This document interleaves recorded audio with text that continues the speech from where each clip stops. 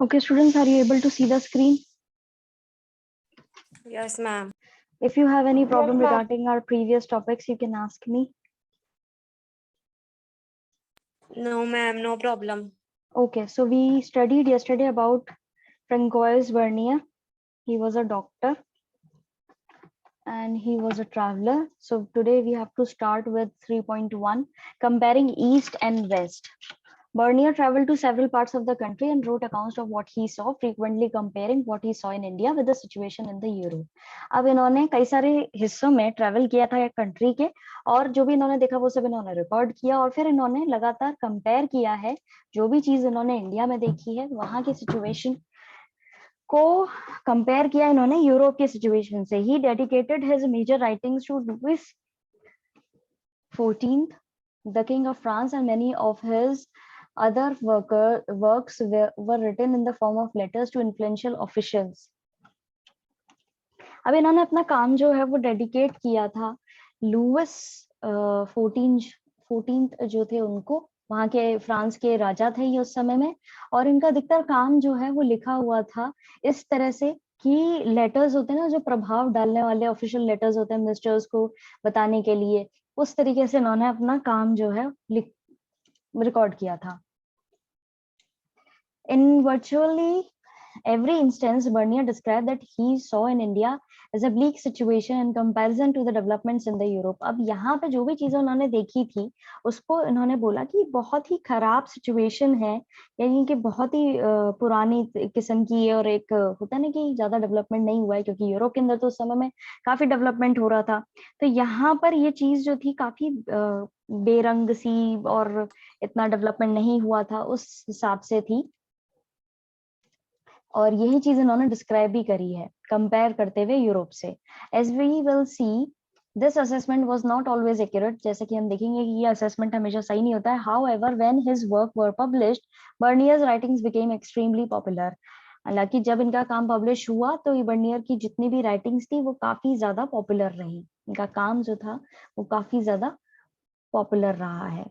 इस पैराग्राफ में अगर आपको कोई दिक्कत आई है तो आप लोग पूछ सकते हैं. No, ma'am. No problem. Okay. Bernier's work were published in France in 1670 to 71, translated into English, Dutch, German, Italian within the next 5 years. अब इनका काम जो है वो पब्लिश हुआ था 1670 से 71 के बीच में, ट्रांसलेट किया गया था इंग्लिश में, डच, जर्मनी और इटालियन के अंदर. 5 सालों के अंदर ये सब लैंग्वेजेस में वो कन्वर्ट करके ट्रांसलेट करके published किया गया था. Between 1670 and 1725, his account was reprinted 8 times in French, and by 1684 it had been reprinted 3 times in English.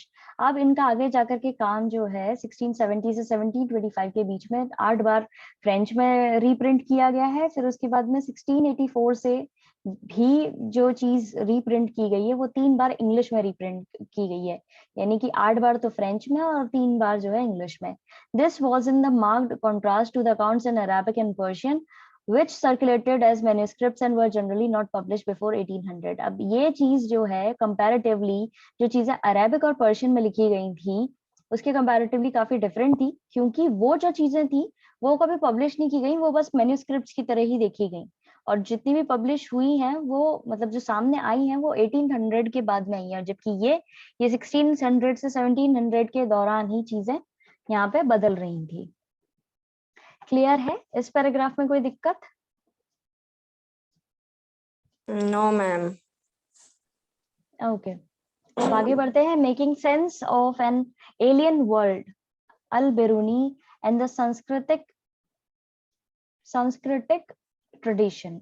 अब एलियन वर्ल्ड क्यों बोला गया है? एलियन वर्ल्ड इसलिए बोला गया है because they were not familiar with the concept of India. ठीक है, ये लोग इंडिया के कॉन्सेप्ट से या इंडिया के अंदर जो चीजें चल रही थी उससे बिल्कुल भी फेमिलियर नहीं थे, इसलिए इस चीज को थोड़ा सा इस तरीके से पोर्ट्रे किया गया है. 4.1 overcoming barriers to understanding. As we have seen, travelers often compared what they saw in the subcontinent with the practices with which they were familiar. जैसा कि हमने भी देखा है कि ट्रैवलर्स जो भी होते हैं, अब आप लोग आज खुद भी अगर ट्रैवल करोगे कहीं, तो आप लोग अपने यहाँ का जो आपने जिस चीज से आप फेमिलियर हो, जिस कल्चर से आप फेमिलियर हो, उससे ही कंपेयर करोगे। कहीं अगर आप नई सिटी विजिट करते हो, फॉर एग्जाम्पल अगर आप गुजरात स्टेट के अंदर कोई सिटी विजिट करते हैं, तो आप वहां के कल्चर को यहाँ की कल्चर से कंपेयर करोगे। वो ह्यूमन नेचर है, दैट्स ह्यूमन नेचर, वो उसमें कुछ भी डिफरेंस नहीं है, ठीक है। वहां का जो फूड या ईटिंग हैबिट्स हैं वहां के लोगों की, उसको आप यहाँ के लोगों से कंपेयर करोगे। पहनावा काफी डिफरेंट है, बोलचाल काफी डिफरेंट है, तो ये सारी चीजों को कंपेयर किया जाता है। तो इन्होंने भी वैसा ही किया था। Each traveller adopted distinct strategies to understand what they observed. हर एक ट्रैवलर जो था उसने अलग अलग स्ट्रेटेजीज को समझा था, एक अलग अलग स्ट्रेटेजीज जो उसने अडॉप्ट करी थी, जिससे वो वहां की चीजों को ऑब्जर्व करे। Al-Biruni, for instance, was aware of the problems inherent in the task he had set himself. Al-Biruni जो है एग्जाम्पल के तौर पे, उनको पूरी प्रॉब्लम्स पता थी कि भाई जो काम उन्होंने लिया है, जो टास्क उन्होंने अपने हाथों में लिया है, उसमें क्या क्या चीजें उनको झेलनी पड़ेंगी। He discussed several barriers that he felt obstructed understanding. उन्होंने डिस्कस करे हैं कई सारी बाधाएं, बैरियर्स जो है उन्होंने कई सारे जो उनको फील हुए हैं इस चीज को समझने में। The first among these was language. जो सबसे पहली चीज थी एक बैरियर के तौर पे, वो ये थी कि भाई लैंग्वेज, यहाँ की लैंग्वेज जो है वो बहुत डिफरेंट थी। According to him, Sanskrit was so different from Arabic and Persian that ideas and the concepts could not be easily translated from one language into another. इनके अनुसार संस्कृत लैंग्वेज इतनी डिफरेंट थी अरेबिक और पर्शियन से कि यहाँ पे जितने भी आइडियाज और कॉन्सेप्ट उस लैंग्वेज में लिखे हुए थे उनको आसानी से ट्रांसलेट नहीं किया जा सकता था। Second barrier he identified was difference in the religious beliefs and practices. दूसरी जो चीज थी वो ये थी कि धार्मिक जो विश्वास और जो प्रैक्टिसेस यहाँ पे थे वो बिल्कुल डिफरेंट थे। The self-absorption and consequent insularity of local population, according to him, constituted the third barrier. पहला बैरियर तो क्या रहा कि यहाँ पर जो लैंग्वेज है उसको लेकर के था। दूसरा बैरियर था यहाँ पे कि यहाँ पर रिलीजियस बिलीफ्स और प्रैक्टिसेस जो है वो काफी डिफरेंट थे, ठीक है। कि यहाँ पर जो, अब ये बेसिकली वहां से आए हुए थे ईरान और उस वाले एरिया से, वहां पे अलग चीजें होती थी, यहाँ पे थोड़ी चीजें डिफरेंट थी। फिर थर्ड जो था वो ये था कि self absorption and the consequent insularity. Local population जो है वो एक तरीके से अपने अंदर ही एज इन की जैसे सेल्फ ऑब्सेस्ड होता है, उसी तरीके से सेल्फ अब्जॉर्प्शन होता है कि अपने में ही रहना, अपने से ज्यादा किसी से घुलना मिलना नहीं, ठीक है। और लगातार जो संकीर्ण सोच होती है, जो नैरोनेस होती है, वो भी बहुत ज्यादा थी यहाँ की लोकल पॉपुलेशन में, जो इजीली जो उसको फील हो रहा था कि उसके अनुसार ज्यादा घुल मिल नहीं रहे थे, ठीक है। तो वो चीज जो थी इनके लिए एक थर्ड बैरियर थी। What is interesting is that even though he was aware of these problems, Al-Biruni depended almost exclusively on the works of Brahmins, often citing passages from the Vedas, Puranas, and the Bhagavad Gita, the works of Patanjali and the Manusmriti, etc., to provide an understanding of Indian society. अब सबसे interesting चीज ये कि यहाँ पे इनके सामने तीन प्रॉब्लम्स थी। पहली लैंग्वेज, दूसरा लोगों के विश्वास और प्रैक्टिसेस, फिर तीसरा यहाँ के लोग जो है वो बहुत ही नैरो सोच वाले थे, इतने ज्यादा घुलते मिलते नहीं थे या वेलकम नहीं करते थे, ठीक है। तो उसके बावजूद भी इन्होंने अधिकतर जो चीजें, जो भी इनकी प्रॉब्लम्स थी, ये सारी प्रॉब्लम्स अवेयर थे और ये पूरी तरह डिपेंडेंट थे, जो काम था ब्राह्मण्स का उस पर। कई बार ये पैसेजेस पढ़ते थे वेदास, पुराण और भगवद गीता में जो भी लिखा हुआ है, या जो काम है पतंजलि के, ठीक है, या मनुस्मृति के, ये इस तरह की जो चीजें थी उस पर ही डिपेंड करते थे, ठीक है, जिससे इनको इंडियन सोसाइटी को समझने में एक अच्छा प्लेटफॉर्म मिले। इन दोनों ही पैराग्राफ्स में अगर आपको कोई दिक्कत आई है तो आप लोग पूछ सकते हैं।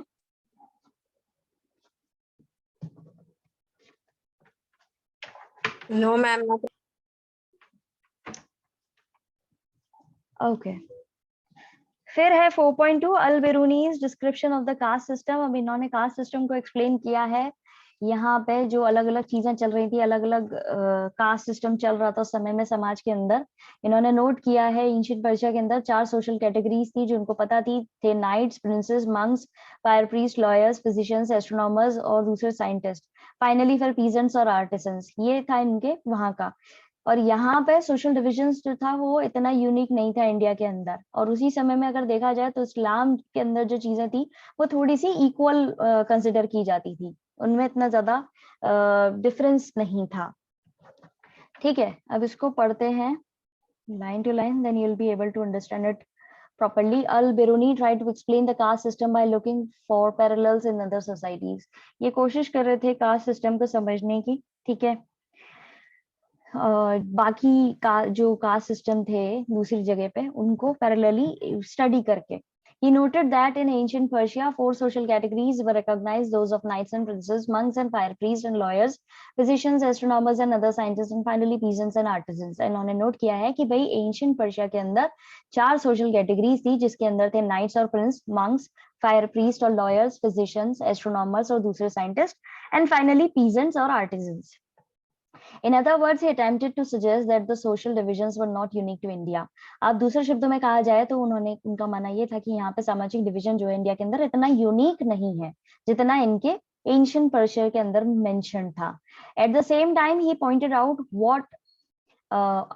out that within Islam, all men were considered equal, differing only in their observance of piety. अब यहाँ पे बेसिकली इसी पॉइंट पे उन्होंने ये चीज भी बोली है कि इस्लाम के अंदर यहाँ पे सारे ही आदमी जितने भी होते हैं उनको इक्वली कंसिडर किया जाता है, इक्वल माना जाता है कि वो एक दूसरे से अलग नहीं है. उनको अलग सिर्फ इस बेसिस पे किया जाता है कि वो कितने धार्मिक हैं, कितनी धार्मिक चीजों में वो रुचि ले रहे हैं, उस बेसिस पे उनको भले ही डिफरेंस देखा जाता है, बाकी इसके अलावा उनको सबको इक्वल माना जाता है. In spite of his acceptance of the Brahminical description of the caste system, Al-Biruni disapproved of the notion of pollution. अब यहाँ पर भले इन्होंने एक्सेप्ट कर लिया और ब्राह्मणिकल डिस्क्रिप्शन, ठीक है, कास्ट सिस्टम को लेकर के जो भी यहाँ पे डिस्क्रिप्शन दे रखा है उसको, लेकिन इन्होंने फिर भी जो ये पॉल्यूशन को लेकर के जो चीज थी वो बिल्कुल इन्होंने डिसअप्रूव करी. He remarked that everything which falls into a state of impurity strives and succeeds in regaining its original condition of the purity. इनका मानना ये था कि भाई कोई भी चीज अगर इम्प्योरिटी वाली चीज में जा रही है, ठीक है, तो वो धीरे धीरे वापस अपनी ओरिजिनल कंडीशन में भी आई जाएगी, यानी वो वापस से प्योर हो ही जाएगी. The sun cleanses the air and the salt in the sea prevents the water from becoming polluted. इनका मानना ये था कि सन जो है वो हवा को साफ कर रहा है, उसी तरीके से जो नमक जो समुद्र के पानी में है वो पानी को गंदा होने से बचा रहा है. If it were not so, incited Al-Biruni, life on earth would have been impossible. अगर ये चीज ऐसी नहीं होती तो इनके अनुसार लाइफ जो है वो एग्जिस्ट ही नहीं करती अर्थ के ऊपर. The conception of social pollution intrinsic to the caste system was, according to him, contrary to the laws of nature.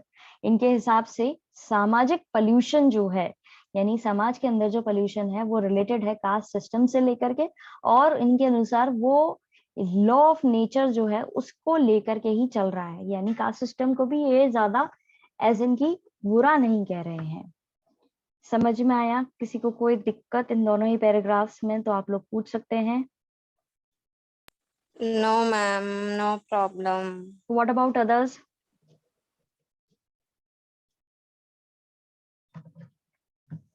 No problem, ma'am. Okay. As we have seen, Al-Biruni's description of the caste system was deeply influenced by his study of normative Sanskrit text, which laid down the rules governing the system from point of view of the Brahmins. जैसा कि हमने देखा कि इनका जो description था caste system को लेकर के वो पूरी तरीके से जो संस्कृत टेक्स्ट के अंदर दिखाया गया है, बताया गया है कि किस तरीके से सिस्टम को चलाना चाहिए ब्राह्मण्स के अनुसार, उस पर ही बेस्ड है इनका डिस्क्रिप्शन भी. However, in real life, the system was not quite as rigid. हालांकि रियल लाइफ में सिस्टम जो है इतना ज्यादा रिजिड नहीं था. For instance, the categories defined as Antyaja, literally born outside the system, were often expected to provide inexpensive labor to both peasants and zamindars. Example के तौर पे जो अंत्यजा करके जो एक कैटेगरी है, यानी कि इनका मतलब लिटरली इसका मतलब ये होता है कि सिस्टम के बाहर इनका जन्म हुआ है, तो इनसे एक्सपेक्ट किया जाता था कि ये इनएक्सपेंसिव यानी कि बहुत ही सस्ते में पीजेंट्स और जमींदार के लिए काम करते रहे, यानी एज इन उनके मजदूरी करते रहे और उनको ज्यादा वेजेस भी नहीं देने पड़े. तो ये कास्ट सिस्टम से बिल्कुल डिफरेंट था. In the other words, while they were often subjected to social oppression, they were included within the economic networks. दूसरे शब्दों में कहा जाए, वहां पे अक्सर जहां पे उनको सामाजिक दबाया जाता था, समाज के अंदर उनको दबा के रखा जाता था, वहीं उनसे दूसरी तरफ उनको इंक्लूड किया जाता था आर्थिक नेटवर्क जो होते हैं उसमें भी, एज इन कि उनको एक इम्पोर्टेंट फीचर की तरह देखा जाता था इस पूरे नेटवर्क का, जो आर्थिक नेटवर्क होता है कि अगर काम अगर आपको ये लोग नहीं देंगे तो आपकी चीजें आगे नहीं बढ़ पाएंगी। समझ में आया? किसी को कोई दिक्कत इस पैराग्राफ में तो आप लोग पूछ सकते हैं। No, ma'am. No problem. Okay. Then we have fifth point, Ibn Battuta and the excitement of the unfamiliar. By the time Ibn Battuta arrived in Delhi in the 14th century, the subcontinent was part of a global network of communication that stretched from China in the east to the northwest, Africa and Europe in the west. जब ये इन दिल्ली के अंदर आए 14th century के अंदर, तो सब continent का जो ग्लोबल नेटवर्क था कम्युनिकेशन का वो फैल चुका था काफी ज्यादा, चाइना के ईस्ट से नॉर्थ वेस्ट, अफ्रीका से यूरोप के वेस्ट तक.